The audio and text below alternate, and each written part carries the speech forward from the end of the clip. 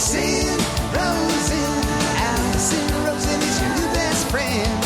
Allison, with her good times never end.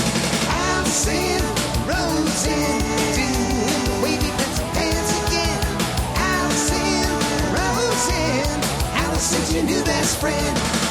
Hey everyone. Hi. Hello. Welcome to another exciting episode of Allison Rosen is your new best friend. I am sitting here in my studio with comedian, author, television writer, podcast host, Laurie Kilmartin. Hello. Welcome back. Hi, Allison. Thanks for having me back. I'm excited. Me too. We have so much to catch up on. Yes. So your new special, Cis Woke Grief Slut, which is a great name. Thanks. I just watched it. Oh, you did? So funny. Oh, I was laughing out loud. Really? Yes, Yay. numerous times. Good. Yeah. Cool. So tell everyone where they can find it, because it's a bunch of different places. And also, I have to address, Wendy is in here, and I feel like she's going to get on mic any minute. I'm joking, but I feel like she's about to like growl or That's something. okay. As you mentioned earlier, she might have a rebuttal to one of my jokes about dogs. Yes. Yeah. But yeah, it's available on Amazon Prime and Apple TV Plus and YouTube, and then internationally on Vimeo for sure. And then different international, there's different deals with different countries, but for sure anyone can get it on Vimeo. Okay. So tell me about the title. Let's see. I wanted something, I like short little words, and I do a bit about cis women and trans women, and which is so funny. Thank you. By the way. Yeah. And I once, Elon Musk said cis was a slur. I was like, all right, I'm fully committed to cis. And woke, I figured I would get called woke in a lot of comments. So I thought I'd just start there myself. And then grief, I talk about my mom dying of COVID. I got a lot of jokes about that. And then slut, I was called a slut by Christians when I did an abortion joke on MSNBC. So grief, cis woke grief slut. Even I'm mixing up the order, but yeah. I can understand why you would be called woke, I guess, but I don't feel like there was like a ton of woke stuff in there. Do you feel like there was? No, I don't think so either. But I also, I guess also that's just a word that irritates people I don't like. So yes. Yeah. I kind of, yeah, I guess the kind of conservatives that would come against me anyway, I just wanted to take everything back.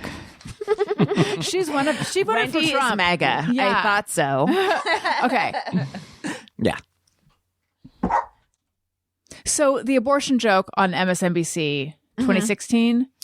It was 2022. It was the weekend that they had leaked the draft that they're going to overturn Roe. Oh, right. And remember, that was Mother's Day weekend. So they had already booked me for Mother's Day on Amen Show, which is like a Sunday night show. So we were just doing topical humor. Right. Why am I thinking 2016? I don't know. Maybe it's just a political date that's etched in my mind. Why? What happened? I know. Yeah. Oh boy. How long do you have? Okay. You talk about the experience of what happened in the special, which I sort of I was like, oh yeah, there was something like she did experience fallout.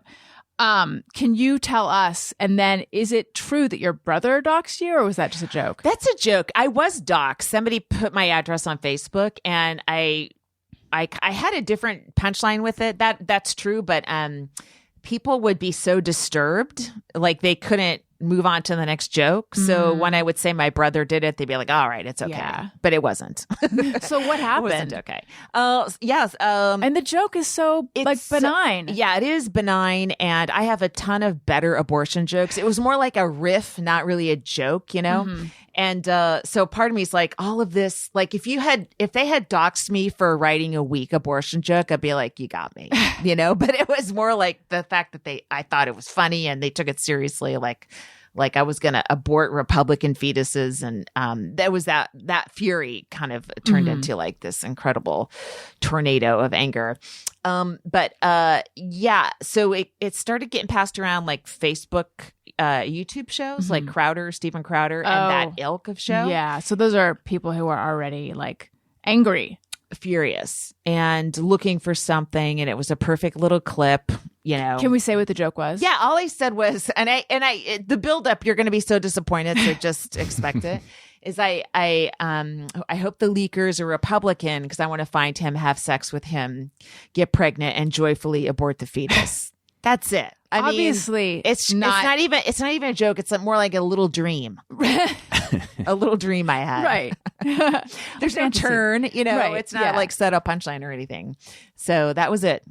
And then it was like once it got on those kind of shows on Facebook, then it went crazy and people figured out a way to contact me. I got a lot of terrible emails. And then all day on Monday, and then Monday night, Sean Hannity did a full segment on me with his guests, Pam Bondi, who was the Attorney General of Florida.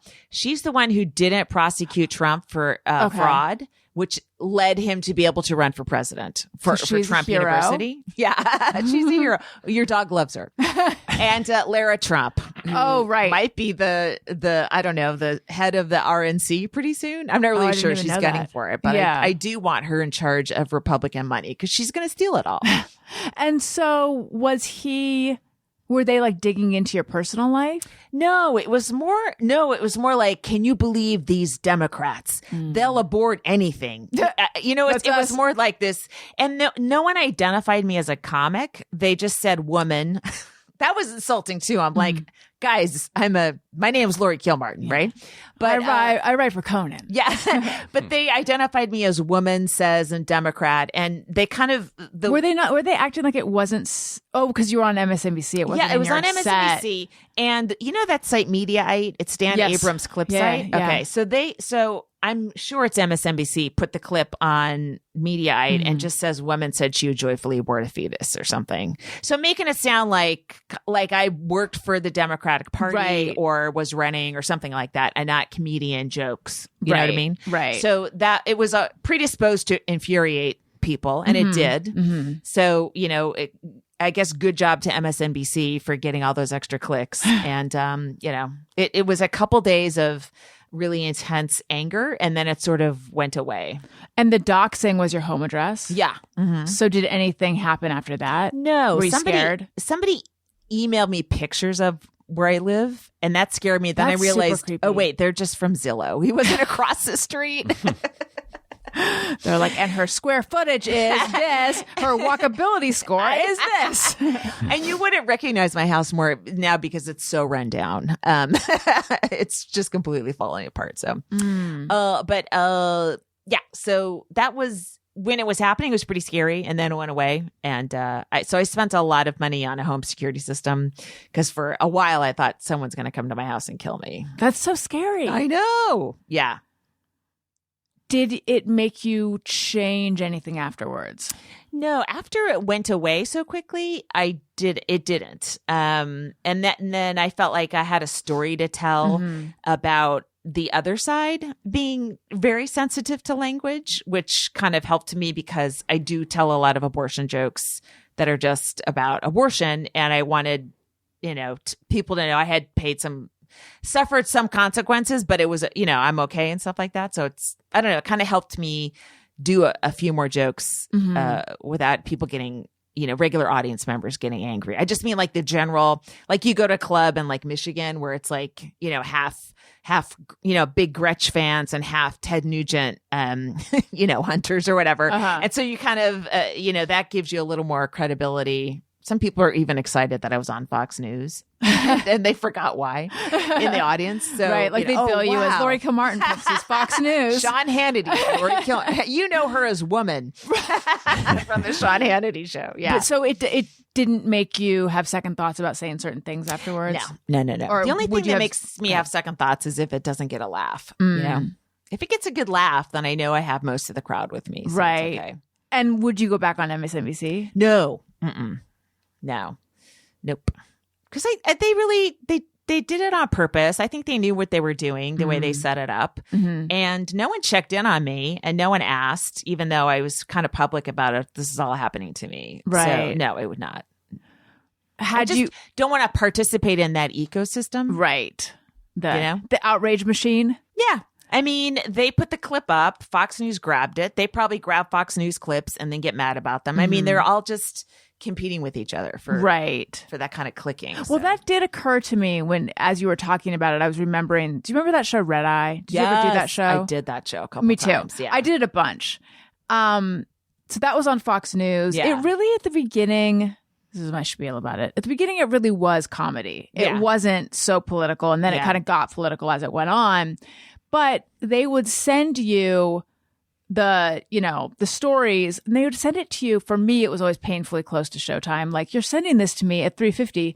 The car's coming at 4:30 or like it. Jeez. Oh wait, maybe it was earlier in the day. They would make changes. Regardless, they would send you like, here's this stuff we're going to be talking about this evening, and it would include clips and things. And it was just like, they exist on finding clips to create content about, finding content to talk about. Right. So as you were talking, I was thinking like, oh, you were just that day's clip, content. but to you. And for anyone in that position, that'd be incredibly unnerving and feel unfair. Yeah, it is unnerving. Yeah. Had you gone on MSNBC a lot before that? Yeah, I'd been on that show before. Yeah, I've been on a couple shows. Mm-hmm. Yeah.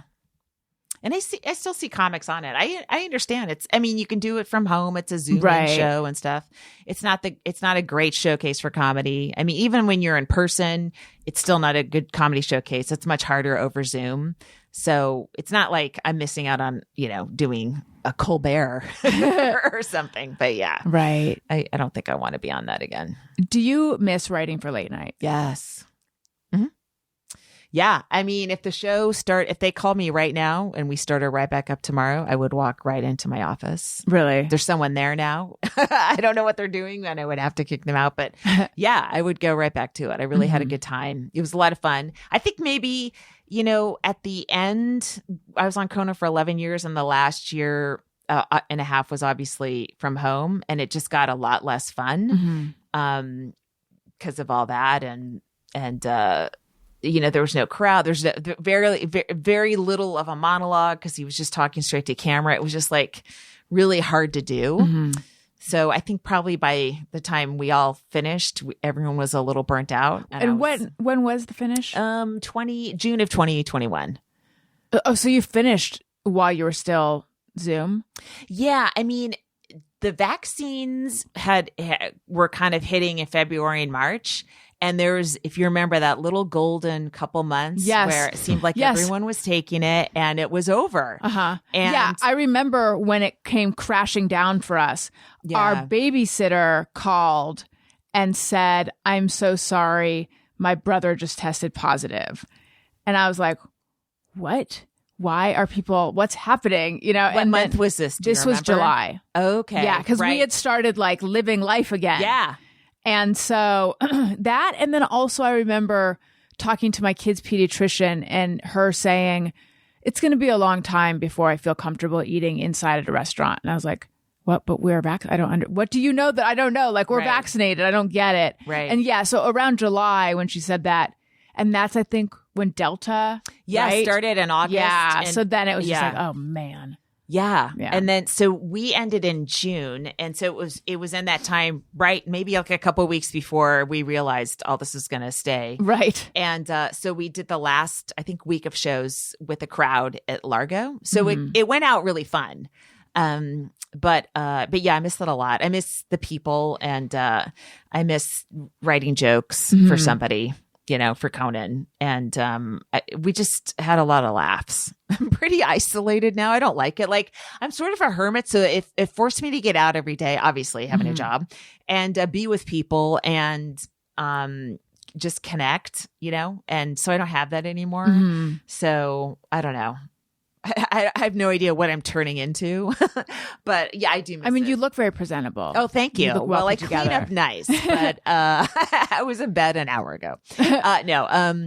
But I was at the gym. I was at Blink. Do you like hyper local Burbank content? Do you like local. Blink? Listen, there has been, the Quad Machine has had the On the Blink sticker on it for 3.5 months, and after about 2 weeks everyone just started ignoring it. Wait, is that so the name of the gym is Blink. Right. On the Blink, is that their little jokey way of saying It is. something's almost out of order? It's their way I of don't know if I saying like that or hate our that. machine is broken. Okay. Now, Oh, so it's actually like on the Blink, like broken. yes. I mean, that's not accurate, really. Something was with, like, there's something off with the machine, but you can work with it. And they haven't fixed it in months, and everyone's just using it. But we leave the sign up. Anyway. Okay, so it's rough around the edges. It is, but it's incredibly affordable. Like $11 a month. I don't know how they're making money. Wow, maybe they aren't. Wow, $11 a month, is that like with a like big chunk at the beginning or something? No. Wow. Yeah, it's crazy. Maybe so many people sign up for $11 a month and never go that they. I think that's how they make the bulk of their money anyway. But as opposed to what machines, people going. Yeah, okay. I mean, if everyone, what I've read, if everyone who signed up for a gym actually went, it would be so wall to wall humanity. All the time. Yeah. Yes. Oh, this is interesting because just recently, I was watching Marilyn Rice Cub do a joke. Yeah. And she had a joke about having just been at, like, I don't know if she was at LA Fitness or what it was. And I think she was swimming. Yeah. And I was like, there's a pool at your gym? And then I started thinking maybe I should join a gym again. It's been many, many years. But $11 a month, that can't be beat. There's no pool there. But I know. Like for $11 a month, of course there's not. There's the Verdugo pool if you want to get even more local. Yes. And what is that like? This is now just a Burbank podcast. Yeah. I've never been to that pool. What is it like? It's great. Is it really? Yeah. It's pretty affordable. It's way cheaper than the Rose Bowl. Rose Bowl has 2 50-meter pools, so they have a lot more lanes and stuff, but they also have a lot more teams working out there. And Verdugo is 1 50-meter. They also have a kiddie pool that's open in the summertime. That's great. It's got like a slide and stuff like that. Oh my God. Oh, your kids would love it. They would love it. Yeah. And it's, it's. I need to check this. I have this in my mind. I imagine a public pool as just being like pure chlorine. And then you also have to wear like a swim cap. Well, I wear a cap. I mean, you have long hair. You might want to. I always would wear a cap and stuff. And yeah, I love chlorine. You have to though. You don't have to. I don't think you have to. You love chlorine. Yeah. I mean, when I get out of the pool, I smell clean. I love it. I mean, my skin is dry. Everything's stripped off of it, you know? Yeah, maybe I should look at it like a skincare blessing. Do you like the smell of bleach? I do. What other weird smells do you like? Well, that's kind of a judgmental way of phrasing it. I mean, why is bleach a weird smell? It really is. Yeah. We recently had, I solicited calls about favorite and least favorite smell. And someone called in saying they really like the smell of skunk. And so then we were skunks. And we were talking about when people like unusual smells. And I was saying that my dad always liked the smell of gas stations, which I don't. So you're right. It is judgmental, but and I'm sorry. Well, I'm fine with judging the person who likes skunk. Yeah. But you feel like hello, Tony. Hi. Welcome. Thanks. Do you think that liking the smell of chlorine is weird? He wants to say yes. I mean, I don't think I've ever heard anybody say it before. I'll say that. Weird. Well, I mean, I was a swimmer, you know. No, I know. Yeah. So bleach, to me, it's like bleach also. It's like home. Chlorine. Yeah. Like I'm not a big smell guy anyway. That's so right. It's like I'm pretty neutral on that. The bleach one, I can understand that being not great. The chlorine one like kind of hasn't phased me ever. Bleach is like clean clothes, clean towels. Hotel just changed. It's you know, just like all your very strong. dressings changed. But yes, it's like my eyes are watering. This is a noxious chemical, but clean. Yeah.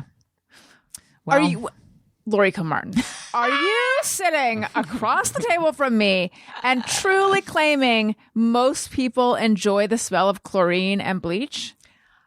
It didn't occur to me that people wouldn't enjoy the smell of clean water and clean towels. That's what you're telling me. I am worried that you think that I'm some like naturopath, alternative person who doesn't use soap or something, and that's why I don't like chlorine. It's not like I think chlorine. It's not like I'm like anti-fluoride in the water or something. Are you vaccinated against the measles? Yes. Okay. Yeah. I'm vaccinated against everything, Okay. except I didn't get the flu vaccine this year Oh, well, I mean, yeah. because I just figured I don't want another shot. Yeah. But that's just because I'm a wimp. I've never got the flu vaccine. Okay. I was just like, oh, whatever. That's for people that get the flu. Like I was. And then when my mom lived with me, then I was like, I started getting it just so I wouldn't give it to her if I got it. And then after COVID, I was like highly into every vaccine. Well, right.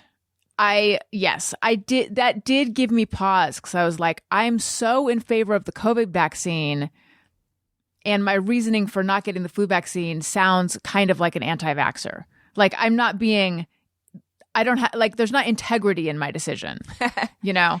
The flu never, obviously the flu can be deadly, but Right. I just felt like it was deadly for seniors and it wasn't anything I needed to worry about. Same. But now I'm like, well, I'm close to being a senior. And also, it just feels like I wasn't really paying attention. And now I pay a lot of attention to COVID and all that kind of stuff. And so information about the flu bleeds into all the, the Twitter lists I follow. And I'm like, ugh, I don't want any of this stuff. Right. The flu was the Spanish flu, and they think it might have led to a lot of like old age diseases that we have now. Oh. And I was like, oh, I didn't realize that. Like what? Either Parkinson's or Alzheimer's, or contributed to things that old people didn't get as much before Right. the Spanish flu. Okay. Well, so anyway, I'm in Yes. favor of science. I'm in Yes. favor of the role of chlorine and Yeah. bleach in our lives. I just find the smell to be a little intense. I see that. I love like looking at a full pool of people and knowing they are urinating. There's Yeah. fecal matter, and the chlorine, as soon as it hits the chlorine, it's beaten to shit. Right. The chlorine just boom. Same with COVID. Boom. Yeah. Destruction. I love it.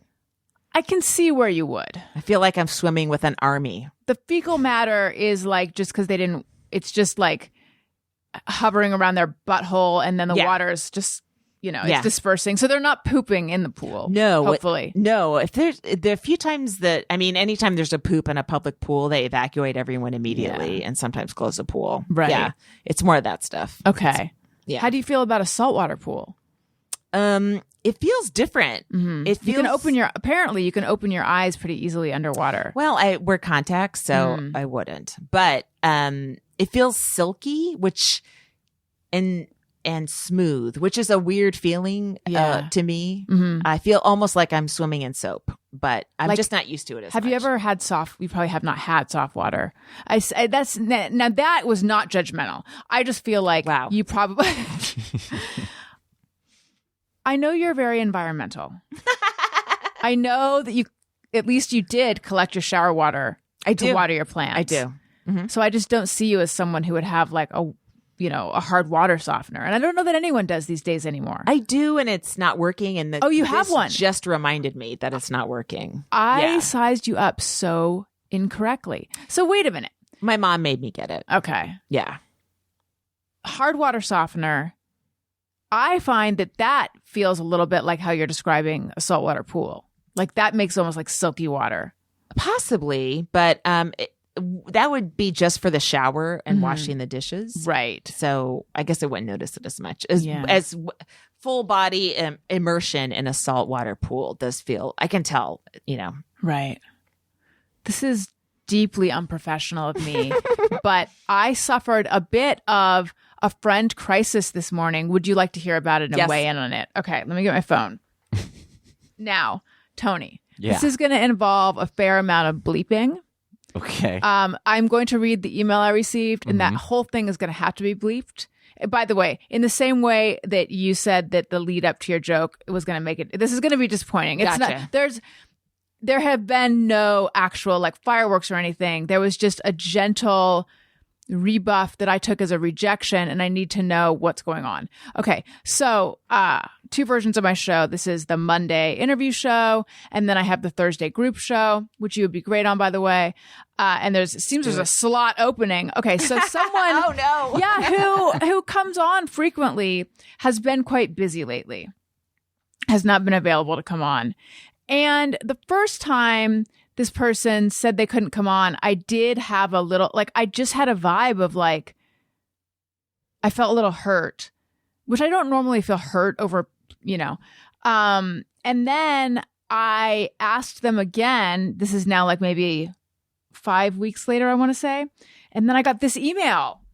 And to people who are listening, please don't try to guess who it is in the comments or anything. Just, you can contact me privately or via Patreon or whatever to try to guess. I don't want to throw this person under the bus, like, at all. Can I just say you have very elegant fingers? Oh, these old things? Yes. Thank you so much. Yes. I'm always envious of fingers like yours. Oh, Just thank I feel you. Mine are a little on the stumpy side. And I was like, oh, look at the way she cradles her phone. It just looks Thank you. very like it should be photographed. Oh my God. Thank you. I mean, here's the thing about having these kind of fingers. I drop things all the time. Oh. I don't consciously think about being graceful with my hands, but I think part of the grace that you might be seeing is just like me not really gripping anything well. Oh, okay. I don't know. Okay. I'm curious to see how you guys respond, because part of me goes like, I am completely overreacting. There's nothing weird about this, but I'll explain. Okay. Hi, Allison. Thanks. Name. What's your reaction I to would that? say, since that's a response to you asking again, Mhm. my only thing would be, if that's how seems like the person was feeling that way for a long time, maybe they could have let you know first, and instead of dragging it out a couple of weeks and having you ask again. Right. So clearly this is the person saying, I'm never coming on your show again, right? Seems like it. I mean, yeah, but if what they're saying is true, like, I get it. Like, maybe, like, because we tend to record Monday afternoons, Yes. and so, like, if they're always going to be working, then I could understand saying that. Yes, although they didn't say.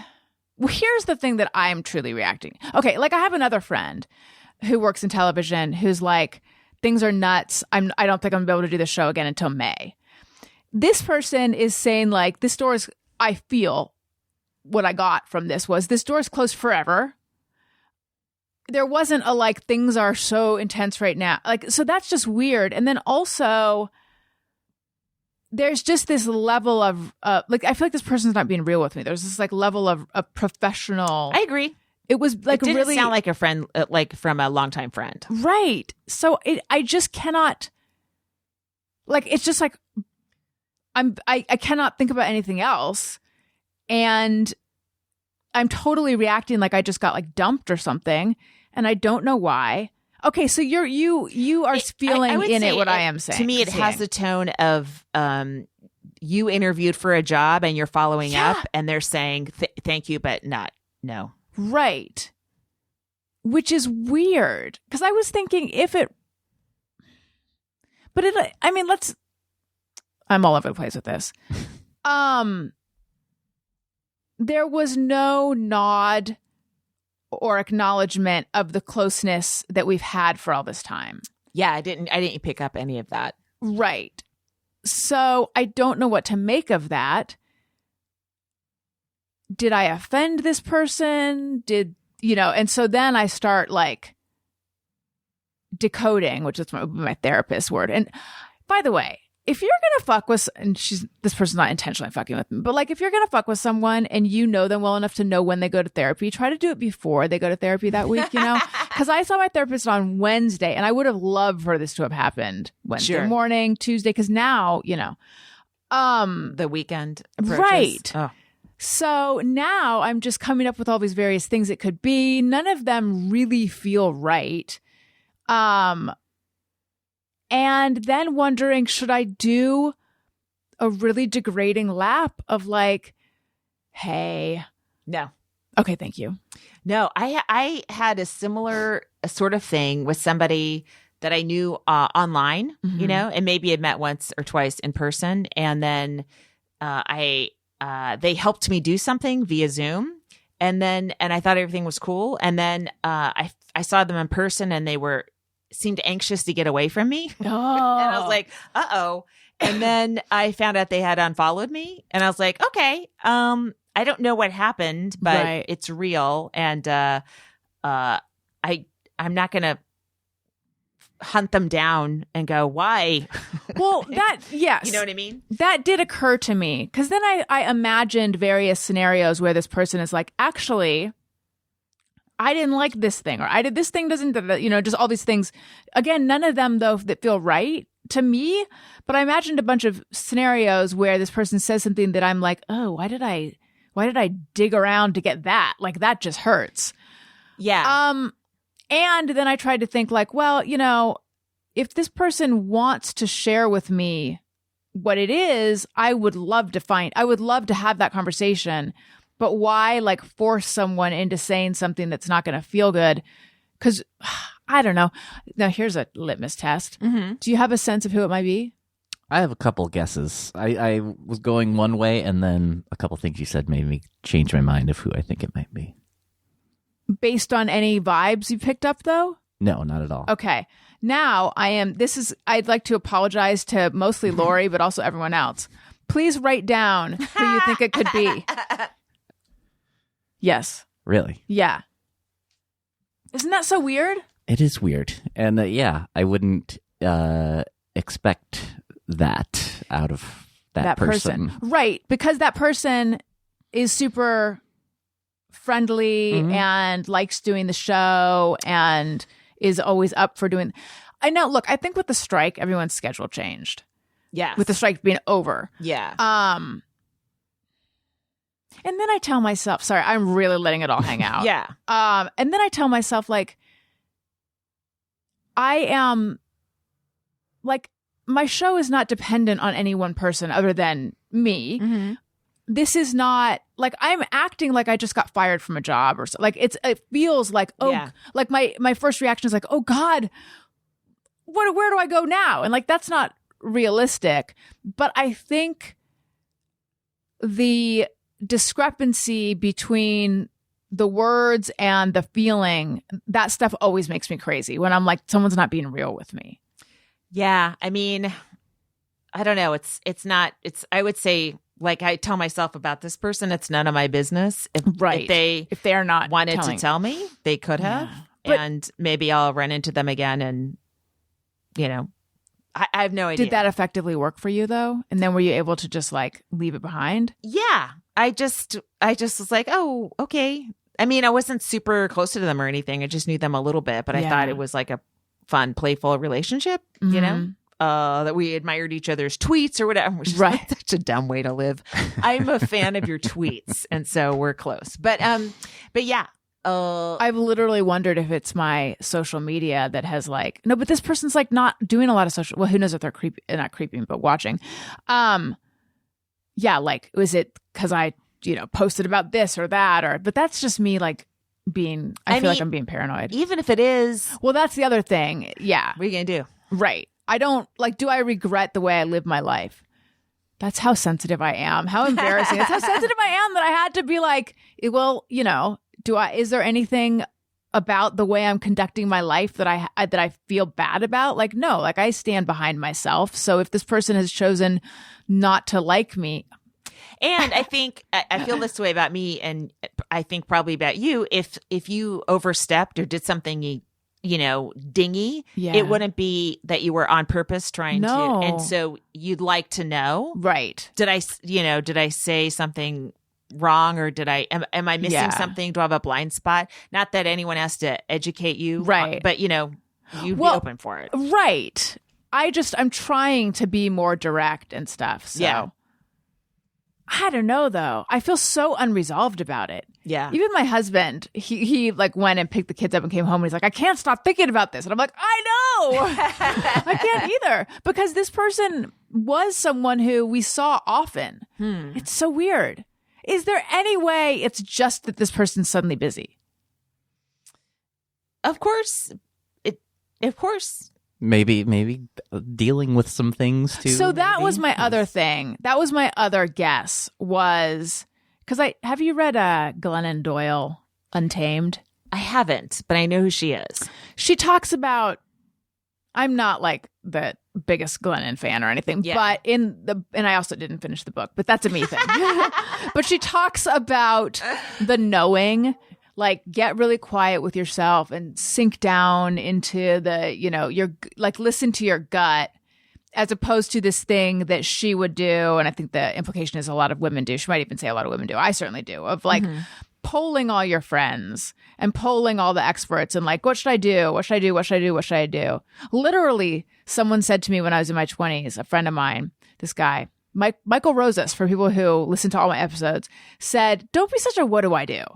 And I said, what does that mean? He's like, someone who's like, what do I do? What do I do? You know what to do. So I tried to dip down into the knowing of like, what do I really think is going on? And what I really think might be going on is something is happening in this person's life that they don't want, that's, intense or unresolved or whatever, whether it's a relationship or a family thing or a work thing or whatever, and they are not in a place where they want to talk about it. So it's a like kind of putting a wall up.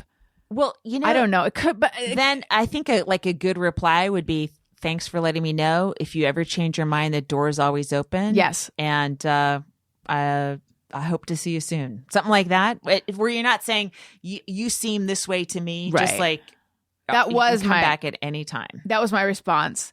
Right. I totally get it. And being really busy that, with work is good because based on like what this person does for work, we love you. Door is always open. Please let me know if anything changes. Perfect. But then there was no response. You'd think if everything's cool, Tony, delete this episode. You'd think there would be a like, oh, I totally will. Yeah, that would be a nice way to wrap it up. Yeah. So that could happen by tomorrow, but I don't know. It's really making me feel like I've offended this person. Until they decide to tell you, you've done all you can. The no response could also fall into they're working a ton. I guess. I know. This is what I do when it's someone else dealing with this kind of thing. I'm like, I tend to be like, well, maybe it's this, but if I was me, you, right. I would be doing the same thing. Now, would you also not reach out to this person? Like this person is someone that I was close with, right? I think I would probably try and do something similar to what Laurie said that I've already done. Yeah. You could circle back in like a couple months. Yeah. Oh, we have a topic we're talking about that you were really interested in or something like that. Right. Yes, there actually is a topic that I could, because I was thinking of like doing like I could do a trial balloon of like the email that's like, hey, have you noticed like something totally gossipy, about like someone on TV, but then I was like, why? Like I'm just hurting myself at this point. Because I've become obsessed with it, and it's like, let people live their lives. Yeah. All right, thanks. No, it hurts to be like, I don't know what happened. It kind of sucks, but then what can you do? Well, the only thing I can do is try to find out, but I don't want to be. I feel like you already kind of poked a little bit, and they didn't give you an opening back. Yeah. And then also the pain of, I thought we were close enough that if there was something, you would tell me. And then instead to get sort of a really polite, professional response that's like not personal. Yeah. When we only, whatever. So everyone, thank you for indulging all of that. This would probably be a good time to say this show is sponsored by BetterHelp. Perfect time. My really? God. I know. Yeah. I am, as I just said, a huge fan of therapy. I wish I had therapy right this minute. I've made Laurie and Tony be my therapist. I should have contacted BetterHelp. A lot of us spend our lives wishing we had more time. The question is, time for what? If time was unlimited, how would you use it? The best way to squeeze that special thing into your schedule is to know what's important to you and make it a priority. Therapy can help you find what matters to you so you can do more of it. For me, it's trying to decode other people's behavior. If you're thinking of starting therapy, give BetterHelp a try. It's entirely online, designed to be convenient, flexible, and suited to your schedule. Just fill out a brief questionnaire to get matched with a licensed therapist and switch therapists at any time for no additional charge. Learn to make time for what makes you happy with BetterHelp. Visit betterhelp.com/bestfriend today to get 10% off your first month. That's BetterHelp, betterhelp.com/bestfriend. Okay. I must ask you about shampoo. Oh, Because you mention in your special that you use like 15 pumps and that you love shampoo. I do. So do you and that you make a crown. I do. Do you truly overuse shampoo? I love shampoo. Yes. I go through it pretty quickly, and I use it a lot on my hair, and I love the feeling of the extra soapiness. Yes. I like a shampoo that suds. There's a lot of shampoos that don't really suds I know. up. I don't like a sparse shampoo, and if I'm low, even if I clean my hair, it doesn't feel clean. Yeah. So, I mean, this is really perfect timing because I've been thinking lately, I'm bored with my shampoos. Do you have I did compliment the smell of your hair earlier. You said that was Tresemme. Yeah. I mean, back when I had a writing job, And you could afford salon quality. I had some nice shampoo, right? We actually had a sponsor. Our podcast had a sponsor with a shampoo that I really liked, and I've forgotten the name of it. Maybe I'm angry that they stopped sponsoring us, but so was it Pros? No. Okay. I used them for a long time, and I really liked it. And now I've just gone to those giant, huge containers of Tresemme. Right. But it works as far as I'm concerned. Have you ever tried the Costco shampoo? I just started going to Costco. Oh, welcome. So does Kirkland have its Yes, own? they do. And people say that it is the same as Pureology, which is Oh. a super spendy shampoo. I don't know if that's true because I've never used Pureology. Okay. I haven't either, but Ology makes it sound expensive. Yeah, so. it is. It is. Yeah. So people seem to like it quite a bit. It's very moisturizing.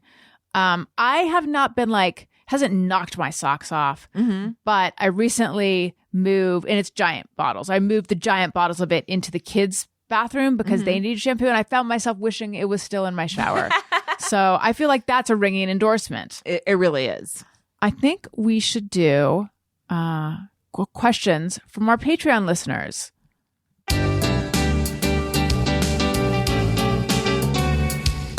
When we ask, they send them in. They're wondering how you have been. So thanks so much for answering these questions from our fans. All right. Leanne Ward says, I'm so excited about this. She is one of my very favorite comedians. And then Jody says, came here to say the same. Oh, me? Oh, neat. Yeah. Wow. Kimmy Jones, Laurie is one of my faves too. Does she think a lot about her son going off to college? Will he play water polo in college? P.S. Can't wait to see you in Portland soon. Oh, neat. Cool. Is that Kimmy? Yes. Oh, all right, Kimmy. Cool. I can't wait to see you too. Say hi to me after the show. Do you know her? I don't know if I know her. Okay. But I definitely will know her after the Portland show. She identifies herself. Yes. I do think about my son constantly going to, I just think about him all the time, but he's a junior now. And so I don't know. It's weird. He kind of dropped off at a water polo, and that was really hard for me. Like I had to 'Cause you really love the bite chlorine? my tongue. Yes. We're a chlorine family. Got cut off. And to have my son, stop chlorinating every day. Right. I can't identify the smells that he brings home now. Right.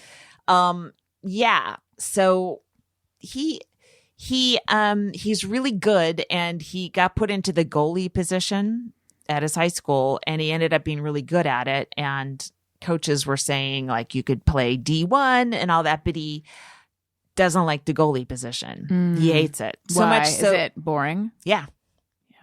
and he likes making goals, not blocking them.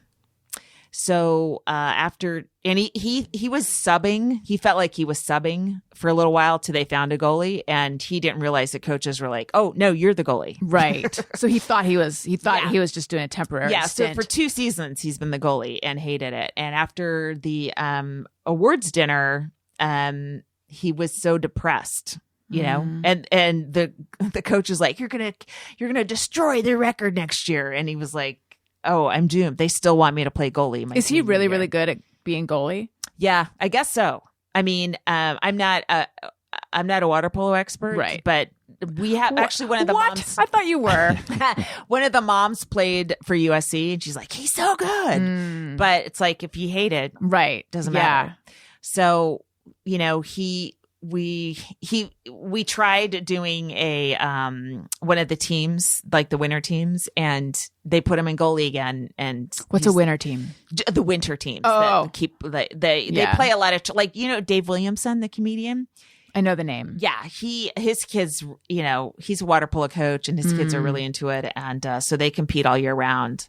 And so my son was gonna, but I think, you know, more goalieing was really depressing to him, so he just like, I'm done. And the coach just is forcing him, like he doesn't have the option of not be doing goalie. I think at the time in November he didn't feel comfortable saying, I don't want this. You know, it's like the coaches are like, you know, they're a coach. You kind of like, you're just used to doing what they say. Yeah. And I think taking time away from it and not being on the swim team this year, he's just running track for fun.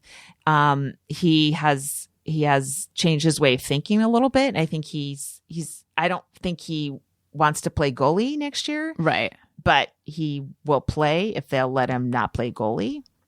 We'll see. I don't know. I want that to happen for him. I do too. All I know is I didn't have the ability to say no to something when I was a junior in high school. Yeah. You mean like you didn't think about it and go, what do I want? And how can I get it? I would have just been like, okay, this is a slot I'm assigned, and I'll go and I'll just be unhappy. Yeah. So I think that's kind of cool. I wish he liked it because he's really good at it, and there's not many kids that are good at it. Right. Like no one likes to play goalie. Wow, it sounds like a really terrible position. It is. It's boring until it's incredibly exciting. Yes. And even if you do a great job, you're still going to let some goals in. And so you don't get the glory of, you know, the arm up and a shot, you know, like that's right on the trophy. There, it's not. Oh really, yeah. It's not blocking. Yeah. So yeah, but oh, well, I mean, you can't make someone like something. Right. Just like we can't make this person like doing my show anymore. Exactly. I guess. So yeah. So hopefully he'll play his senior year because he's been with this team for 3 years and he knows the guys. I don't want him to not play. And hopefully they need to train another goalie anyway. So I don't know. We'll see. Now, see, I am a mother of sons, so this is helpful for me to ask this question. Would you ever talk to the coach?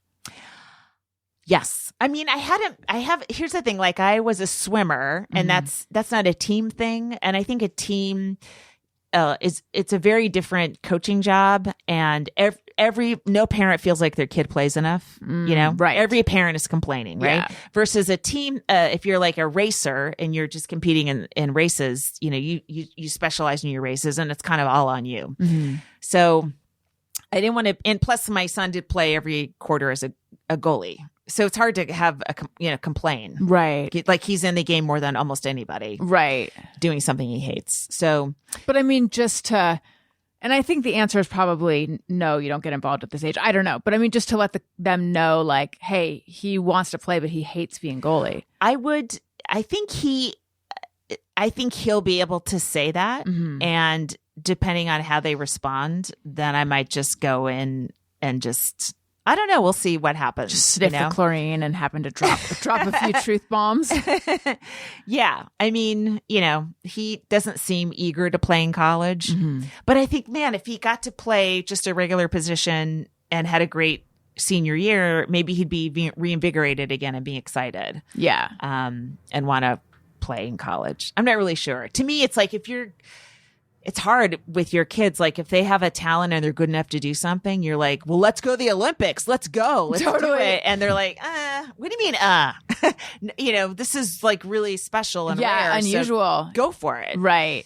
But, you can't give your ambition to your kids. They have their own. Does he want to go to one of the Division I schools that he could get into if he would just play goalie? No, he wants to go to art school. He wants to be an animator. So that's what he's obsessed with. It's not like he has nothing else. Like water polo was just fun. Yeah. And he was accidentally pretty good at it, So, but yeah, he's very obsessed with art schools. That's, and so we're thinking. So like Cal Arts, like that kind of thing? Yeah, Cal Arts, or there's a couple Canadian schools he's interested in. And we're thinking like 2 years of community college and then 2 years. I think I can afford 2 years of an art school because I've been putting money in a 529 for a long time. Oh, that's smart. How old was he when you started? I have not set up something like that. When he was born.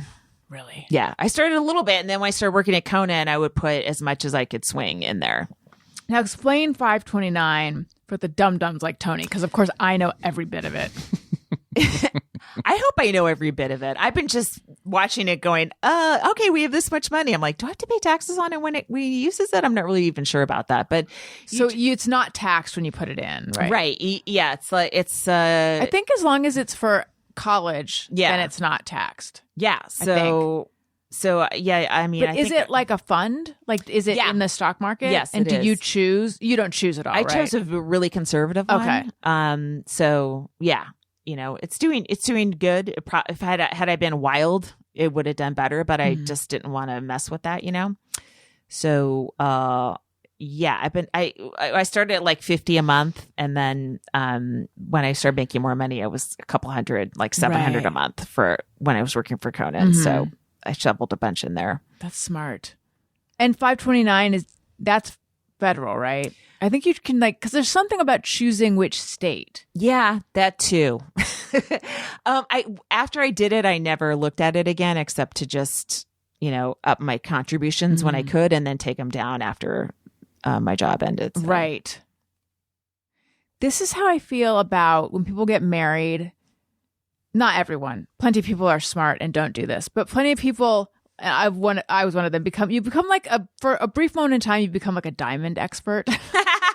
Right. Yes. And then that information just fell out of my head so fast. Yeah. I mean, I'm sure I could like dredge up the 4 C's. Yeah. But this thing of like the different cuts and the different this and like, I don't access that info very often. Right. Okay. Lee Bruns says, where did she first meet Jackie? Yeah, I should say, I mentioned your podcast host. You and Jackie Kashian, I'm saying her last name right. I felt like I nailed it. Staycation. Yes. Nice. Host the Jackie and Laurie show.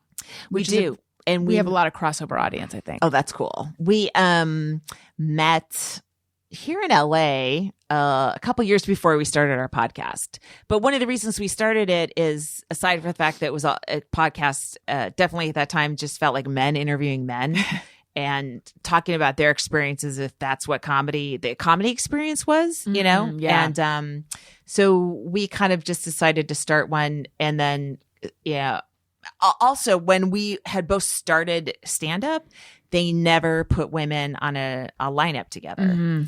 And so there's a whole bunch of people, a whole bunch of female comics. I just saw their headshots at comedy clubs and I'd be like, oh, they exist, but I never met them, And so when I moved to LA, that's when I started meeting a lot of them. And Jackie was one of them. Felicia Michaels and, maybe in Kathleen Madigan. There's just people that, I would consider contemporaries that I had never met because we weren't allowed to meet. Who knows what we would gossip about and talk about. Right. Do you guys record remotely? We do. We're mostly not in the same city. So we used to record at Meltdown and then in my garage. And then after COVID, we just started Zooming in. And now because we're both on the road so much, it's much easier to just Zoom in. Yeah. Greg Fitzsimmons and I still do Zoom mostly because he's in Venice. Yeah. Which is just so far. He might as well be in Italy. Yes, exactly. And also with the constant bragging about how it's 20. I mean, it's been cold here lately, but it's like 20 degrees colder there. I feel like it's, for me though, I feel like it's just better in person. Yeah, I agree. Yeah. But the convenience can't be beat. Yeah. But I don't know. I find that like a Zoom, well, not with Greg, where we have like a really good rhythm, but otherwise I often feel like kind of drained after doing Zoom. Me too. Yeah. I mean, I've been doing a lot of Zooms to promote my special, and I'm like, why am I tired? I don't understand. I was just talking in my room, but they are exhausting in some weird way. Yeah. Have you been doing a lot of podcasts? Yes. Oh, probably. Yeah. This is like the best one though, right? I'm loving it. I love it in person. I did Greg's in person with Dana, right? Yeah. I guess my PR lady who I hired for a couple months, Google was like doing the 3 hours thing. Gave me the wrong, like I was supposed to come in at 2 and it told me 11 Pacific, but it was whatever. So we did ours together. It was kind of fun. Yeah. I need to listen to that. All right. I think it is time. Oh, wait, no, I got to give my Patreon plug. Yeah. Guys, gals, friends, folks, people. I still say, hey guys, and I'm having trouble getting past it. So I'm trying all those other words.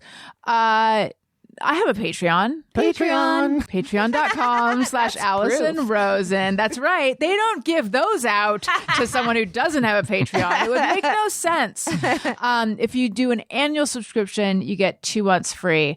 And though, yes, I did have an ad earlier, if you listen normally, I'm segueing this way, that way, wedging them in.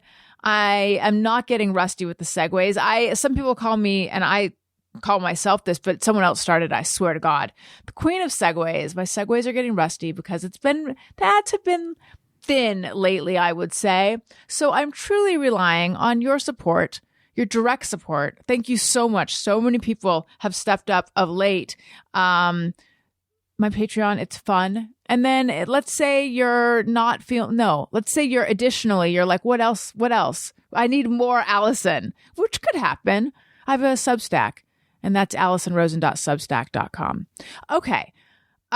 Let's now do Just Me or Everyone. Can I say something really quick? Like, it does bother me that we as a society are used to just getting everything for free. And like, if you are an Allison Rosen is your new best friend listener, how much pleasure does she give you every week? How much do you look forward to it?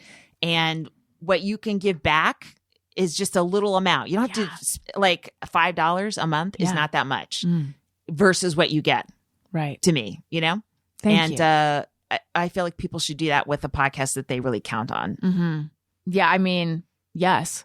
This is an expensive setup. You have like 6 incredibly expensive microphones. I know, because I have one. And you have ring lights, and you've dedicated a room that could be a place for your children, right, to doing a podcast. Or we could be renting it out to strangers. Yes. Think of the money I'd make if I did that. Yes. Oh my God, that's what I should know. Maybe the Patreon needs to step up and be better than the rent that you would get from a stranger. Yes. Although there's no bathroom here, so well, that's kind of it might not be the highest. That is the break. That's other than that. So we knocked out a couple walls. I do wonder if where there used to be a closet, I think that might have been a bathroom at some point, because there's like the hookups for it. Oh. Okay. But I mean, it'd be an incredibly tiny efficiency with no kitchen, just a bathroom.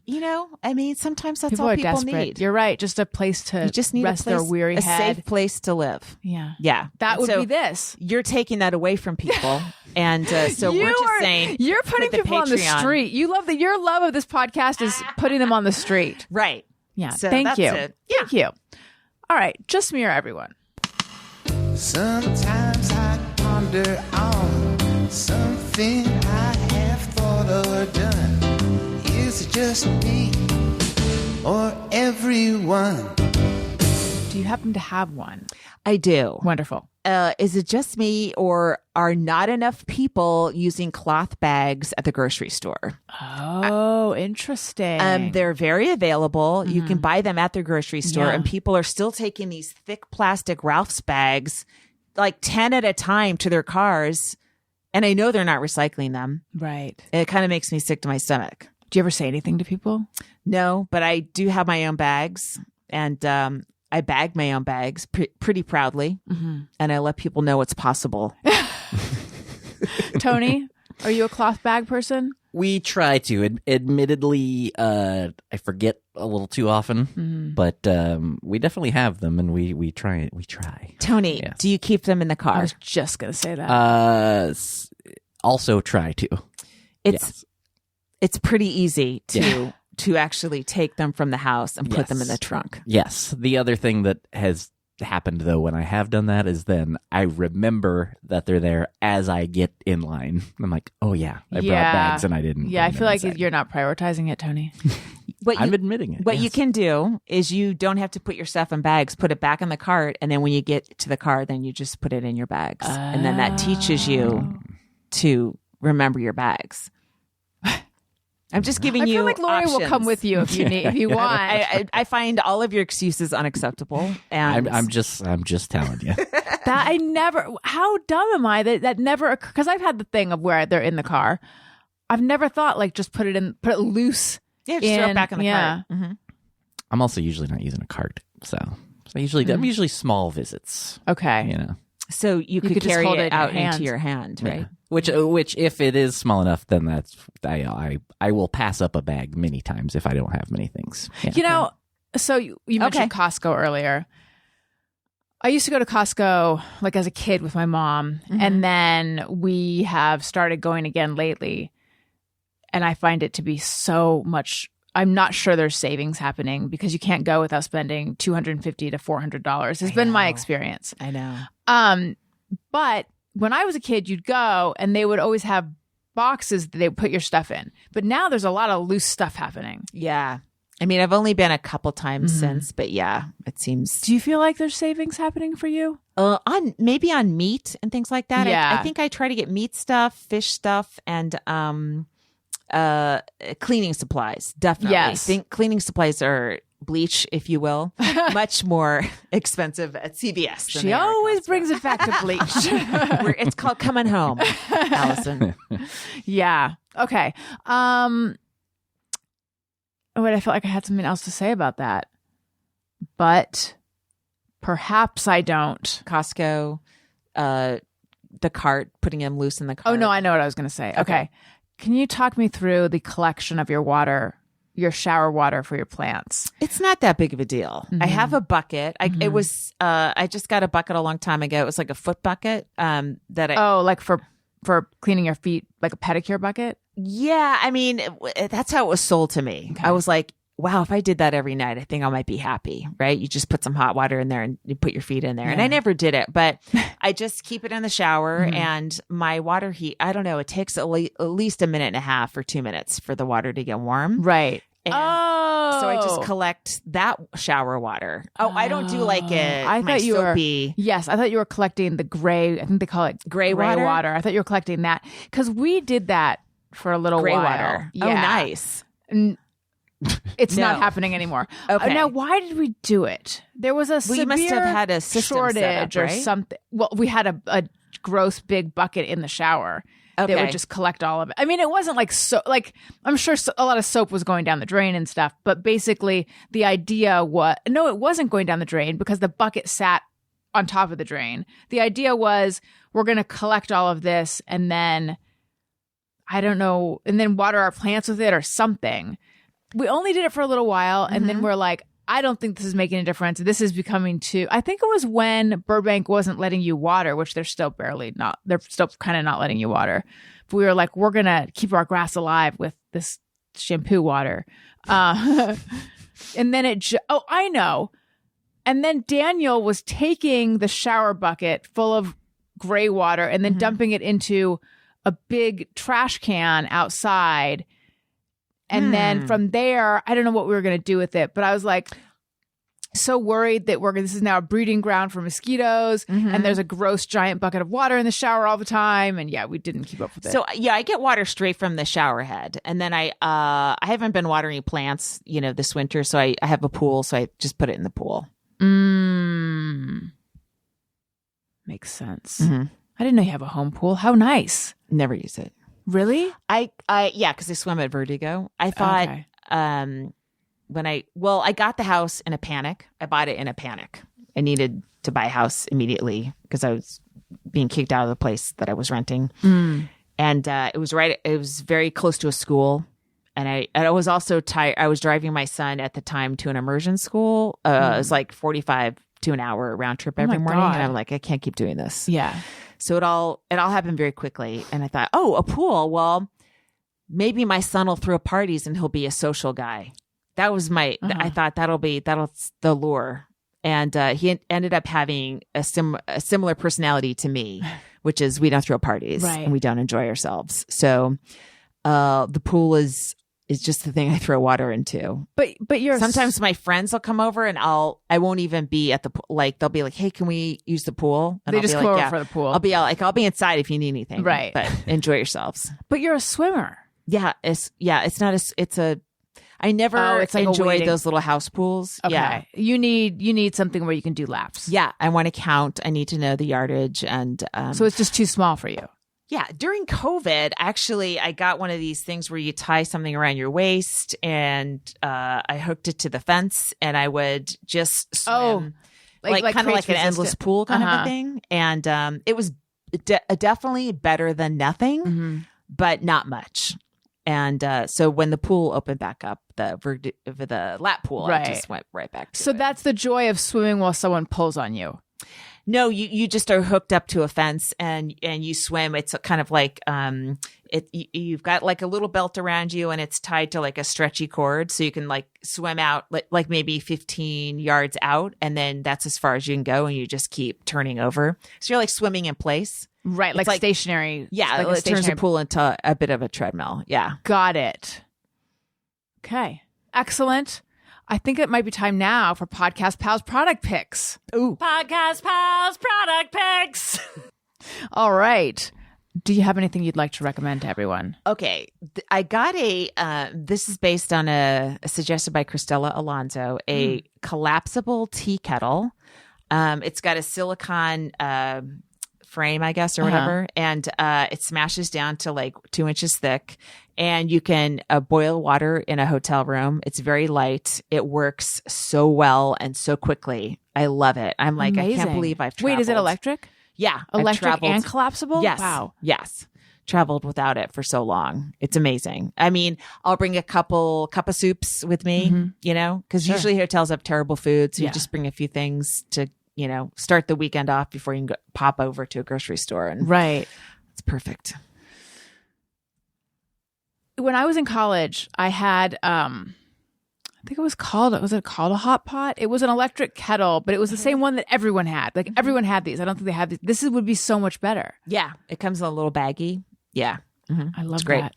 Now you mentioned getting to a grocery store. Do you enjoy, one of my favorite, I haven't done this in so long, but whenever I would travel somewhere, I always like to go to not a local grocery store. I'd like to go to like the pavilions of San Francisco or whatever.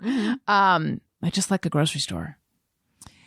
Yeah. I mean, it's more, you got to figure like, how many days am I here? Right. And should I make an investment in food I'm not going to finish? Yes. Like I frequently buy lots of milk. I don't get around to drinking all of it and stuff, but and then like what kind of refrigerator do you have in your hotel refrigerator? Yeah. Sometimes they're just those little squares. Sometimes it's a little bit of a rectangle. I don't know how many cubic feet it is, but it's pretty tiny. Right. Yeah. I got, you know what? Over the past couple months, I got really good at eating pomegranates. I mean, how does one even get good at that? Well, you need to practice every night.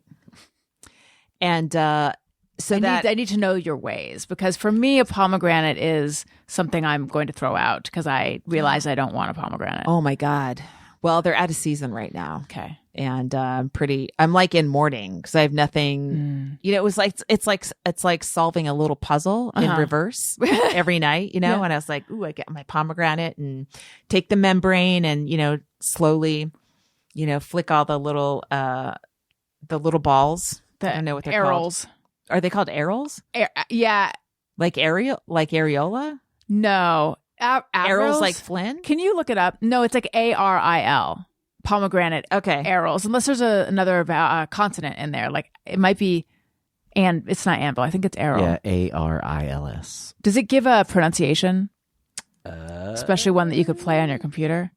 Arrow. I'm not seeing it. Let me try just that word. Hang on. No, unless there's one. No, I weirdly can't find one. I'm going to say arils. I think arils sounds good. Yeah. So you cut it open. Cut it open. Right. So you put it in half. Any old which way? I do quarters. Okay. And so I'm going to lose a few. I'm going to, behead several arils in this process. But I do it like I have a bowl and then I have a support bowl. Smart.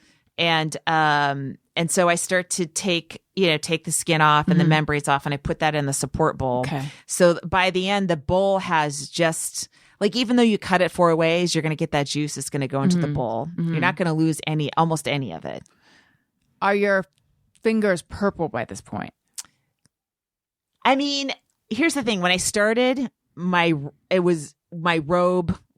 was all over the place. You said the magic word. We're talking about your robe in a minute. Oh, our robes. Oh my God. And then I learned, I started putting an apron on, and I just learned how to do a little more slowly and a little more gently. Oh, and teaching you mindfulness. Yes. Yeah. Mm-hmm.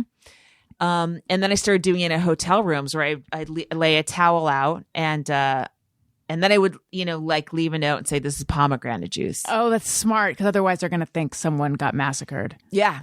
Right. And then do you eat them? Or is it just about... Oh, of course I do. Okay. Oh, they're delicious. With hand, spoon? I take the bowl and the juice that came out, drink it right into my mouth. Okay. And the spoon, I have the arils in a spoon. I mean, the Trader Joe's sells the arils, I guess, in cups. And they're like $7 or $8, and it's almost worth it. I wouldn't do it, because I want my own. I feel like, why are they out of season? Apples are never out of season. There's always apples. I never thought about that, but you're right. Isn't there some place on earth that can grow pomegranates right now? What is the pomegranate growing season? I don't know. Jackie, I guess it's like an Armenian food. So she's like, yeah, no, they just finished. Well, you know what I've become into lately? Sugar Crisp grapes. No, not Sugar Crisp. Sorry. Autumn Crisp. I don't know. They don't have them everywhere.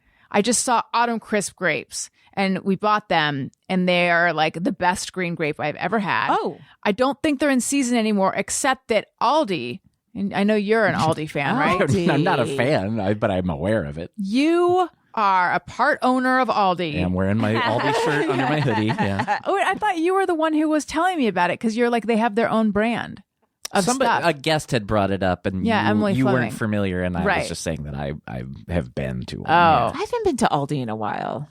I should go. Yeah, I've been pretty happy with their, I believe it's Millville or Benton are their brands, and they'll do like their version of, other stuff. But they have what they call Sugar Crisp grapes, which I think are Autumn Crisp. And how much per pound? Do you know off the top of your head? I don't. I feel like it's like $6.99 for 2 or 3 pounds.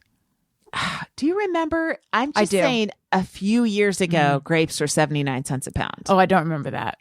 I don't think I was in my grape era yet. Yes, because I used to get the red ones and freeze them, and I would just get pounds and pounds. The price of groceries is one of the many hot topics that comes up on this show, because I have been trying to find groceries that aren't crazy expensive, hence spending our life savings at Costco, which I don't, but grapes seem like they'll be out of reach forever, indefinitely. Maybe. Yeah, I know. Can we grow them here? I don't know what's involved. Can we grow pomegranates? I mean, maybe we could. I think it's not grape season now though. So I don't know how we're getting these magical grapes at Aldi. I mean, for like over a year, I haven't bought grapes. Yeah. I just eat them if I'm at a hotel that serves grapes for breakfast. But I they're go never crazy. good that way, or are they? They rarely are. Yeah. Although I did stay in Detroit and Royal Oak. I stayed at a Hyatt that had a great fruit breakfast. Like, is it worth going to the Hyatt just for the grapes? No, but Because I'm on a plane right now. I'm there. yeah, they're just ridiculous. Maybe because I know how much they used to be, I can't justify spending like on $4.99 a pound. No, it's crazy. Yeah, it is crazy. Tell me about your robe. Sorry, real quick before you do that, just because I finally got it. Errol. Oh, So thank there you you. go. thank you. Errol. Yeah, continue. She's so seductive the way she says it. Let's hear it again. Errol. Yeah, Like, okay. I have 4 robes, and then I have another just for the road. Tell me about them all, please. One of them I got at the Pineapple Hotel. Have you stayed at that No. chain? It's No. this little chain. There's one in Manhattan, but they're mostly in the Northwest, and they have a bright yellow robe. And they're, for some reason, everything's pineapple themed. And But it's not a swingers situation. No, Oh, do you know? no. I was late to this. A pineapple, but I think it's just an upside down pineapple, is an indication that swinging happens here. Oh. And people will even walk around a grocery store like with just a pineapple in their cart. It's sort of- What? yeah, letting people know. That's insane. Yeah. And okay, so well, So is it terry cloth? Is it fleece? it's Soft. It's cotton. And it's really thick and it's soft. And when I stayed at the hotel in Seattle for a Thanksgiving, I was like, God, I love this robe. I just love it. And I treated myself to it. It's a little big. Sounds great. Yeah, but it's a robe for a day like today. Okay. Right.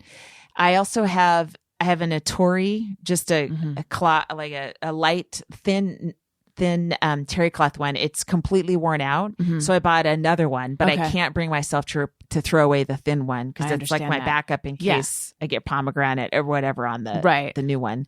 And then I have a big fat terry, just because I like every once in a while you want a terry cloth robe, Right. you know? And then what's your road robe?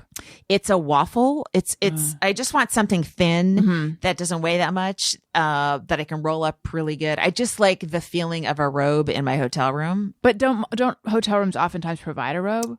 I think if you're Jim Gaffigan or of that level of Okay. hotels, yes. I mean, But not Laurie frequently. Kilmartin's not getting a robe. No, I'm not on robe level, and Got it. maybe this podcast will catapult me to Maybe hotel robe level. They're listening. They are listening. Yes, I have. Just last night, I was sort of like when you get to that point when you're dating someone, you're like, wow, we've been together a long time. I had the thought about my robe last night. I have never been a robe person. I never understood it. I was like, when I get out of the shower, I don't understand the point of putting on a robe. I just want to put on a towel. And in hotels, I would even, you know what? For people who are fucking riveted, in Tropical Attire and Courage and Other Phrases That Scare Me, that is my book. In the 5th anniversary edition where I wrote new material, 5 new stories for it, there is a story about the robe situation. So you can get more of this there. But yeah, I just I didn't understand. And then one morning I was so cold in the house and I was like, wait, and I thought about how my mom always had a robe on in the morning and my mother-in-law is always wearing a robe. And I was like, it's time. And I realized like a robe isn't only for right after the shower. It goes over your clothes. It's all day on the weekends. It's so comfortable. I was like, I need to buy myself a great robe, but I have this giant white thing that I bought years ago that I keep seeing in my closet and thinking, Allison, just throw it out. You're never going to use it. Thank God I didn't, because I've worn it like 21 hours of every day ever since. So you Not really. I don't sleep in it, but you love it. I love it. I mean, it's key that it be a comfortable robe for you. So yeah, it was like, I want to say maybe like 2 years into the pandemic. I've probably been going strong with this robe for 2 years now. It's the first thing I put on in the morning. It's the last thing I take off at night. I love it. And do you bleach it when you clean? No, Oh, but I probably should, because it's no longer super duper white anymore. bleaching a white robe and then putting that clean white robe on you. Oh my God. I'm excited for you. You know what's been happening lately, though? Sorry to take it here, people. I've been having hot flashes in my robe. And Okay. And so I had to buy a fan, a little desk fan. Sure. And I've also done this thing now twice where I've been like, and I go to the refrigerator and I open the refrigerator and lean in. But I feel like a hot flash in a warm robe is very uncomfortable. But then I can just take it off and then I'm like, oh, okay. Yeah. I mean, it's weird. I used to get a little bit of hot flashes, but I would get nauseous for like 2 minutes at a time. Jeez. And then it would kind of go away. Okay. I haven't had that yet. Yeah. Did you get night sweats? Not really. That's how it all started with the night sweats. And I was like, what is happening? But then those, by just turning the thermostat down, those are gone. But now it's just hot flashes. So you sleep with the thermostat on? Yes. Okay. Whoa, I feel judgment. No, I'm just going to throw this out there. No, I would love to have thermostat. no heat. I would love to have it just be au natural. Get an cold. extra duvet. Mm-hmm. I mean, the air will be cold. Yeah, I But like that. You're cozy under cotton, under down. Uh-huh. Maybe even wear a hat like, Ben Franklin at night, right? I mean, I'm like tempted. they used to. Yeah. I think the sleep's better. I don't think the sleep with a thermostat on is as good. I think you're right. I like to be really cold. I like it to be really cold when I sleep. We set it now. It doesn't come on until it goes below 65. Mm-hmm. How cold do you think your house is getting? I guess it's around there. I don't know. I'm not like up that late. Yeah, but essentially it doesn't ever, it barely ever comes on. Because if it is coming on, then I'm sweating. One time, I know that sometimes I forget, or my son will turn it on, and I've slept in 70 degrees, but thermostat 70, not right, like not real. natural 70. Yeah, and it just feels bad. Yeah. I remember when I first brought Elliot home from the hospital and the pediatrician said we had to keep it at like 72 in the house. I was like, I'm never going to sleep well ever again. I don't really understand why. I don't really know. I don't know why, actually, because I don't know why. But so we did that for a little while and I was like, ugh, because I definitely prefer colder. Mm-hmm. I could talk about robes all day with you. Thank you for coming on the show. Thank you for letting me run my sad friend situation by you. Do you feel more confident in how you handled it? I mean, yes. I mean, thank you for the reminder that I shouldn't go ferreting out like what's happening. But I still want to. Because it's that thing of like, hey, it's me. Like, be real with me. What's happening? But I guess I shouldn't do that. I think you've opened the door right twice. Yeah. And the person has not walked through. I just don't get it. I mean, I don't expect you to get it either, but just people. I don't like it. Yeah. Ick. Where can everyone find you? LaurieKilmartin.com.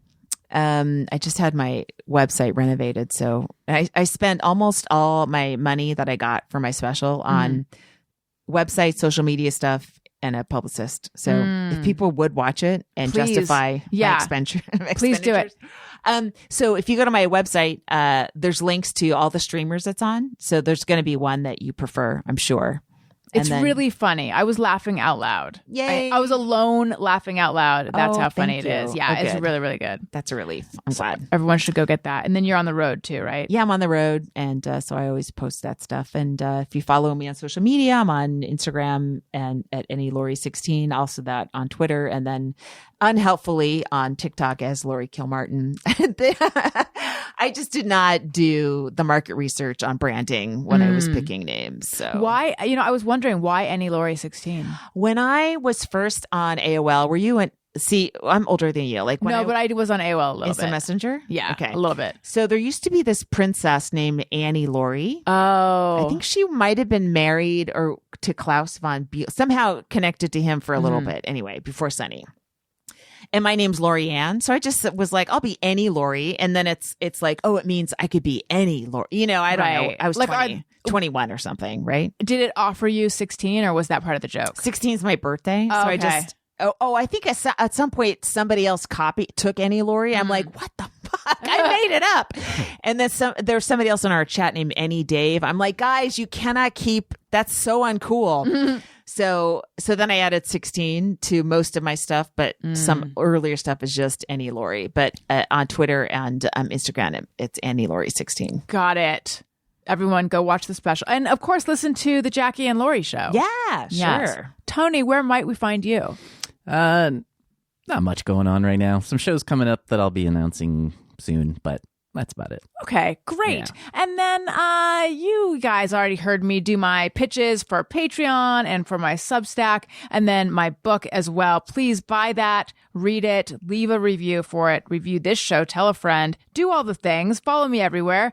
And you can get to all my stuff at AlisonsLinks.com, ALISONS links.com. Thank you so much. This was so much fun. Yeah, thanks for having me. Listeners, thank you for listening. I love you. You matter. Goodbye.